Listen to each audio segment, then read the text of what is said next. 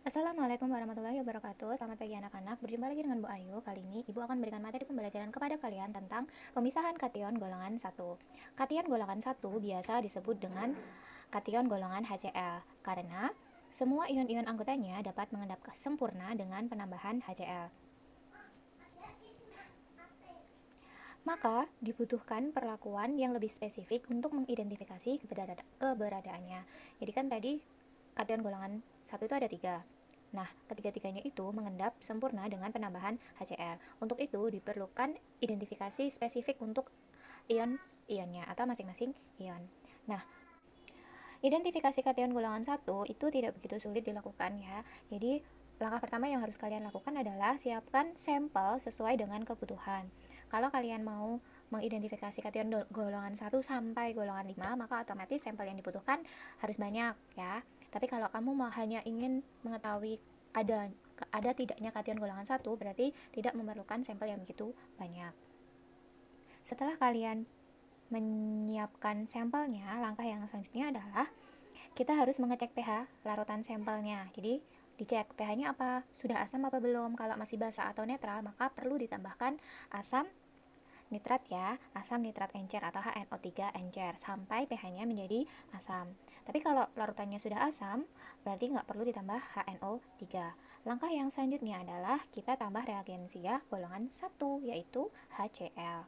Nah, kalau nanti dia membentuk endapan ya, berarti endapan ini kemungkinan adalah golongan 1 ya.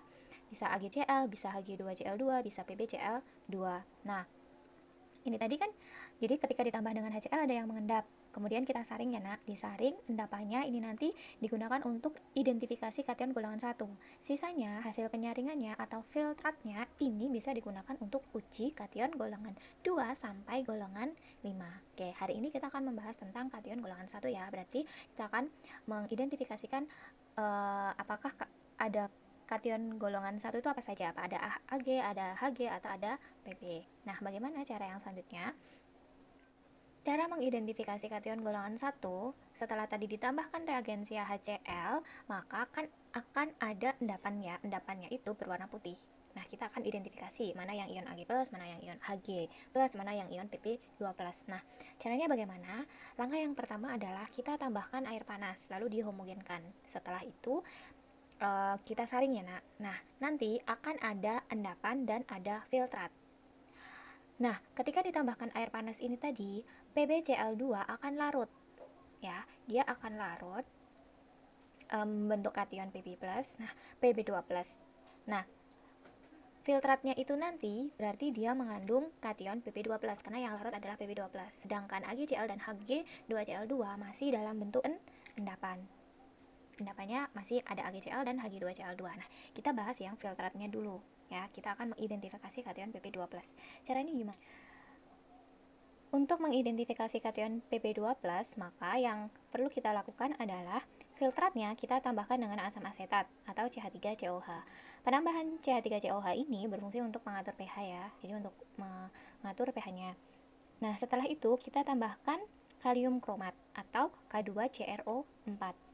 Nah, jika dalam sampel itu positif mengandung kation Pb2+, jadi kalau sampelnya tadi mengandung kation Pp2+, maka akan terbentuk endapan PbCrO4 yang berwarna kuning. Nah, jadi ion Pb2+ ini nanti diketahui kalau dia berwarna kuning. Cirinya adalah terbentuk endapan berwarna kuning. Nah, yang selanjutnya bagaimana cara membedakan? Ini tadi kan hasilnya filtrat dan endapan ya. Endapan AgCl2 dan HgCl2. Bagaimana cara kita memisahkannya? Untuk mengetahui apakah itu ada ion Ag+ dan ion Hg+, maka yang perlu dilakukan adalah kedua endapannya ini kita pisahkan dari filtrat Pp2+ ya tadi ya, dengan menambahkan NH4OH encer ke dalam endapannya. Nah, Hg2C2-nya akan bereaksi dengan NH4OH membentuk endapan ya, membentuk endapan HgNH2Cl ya, yang berwarna putih dan juga logam Hg yang berwarna hitam.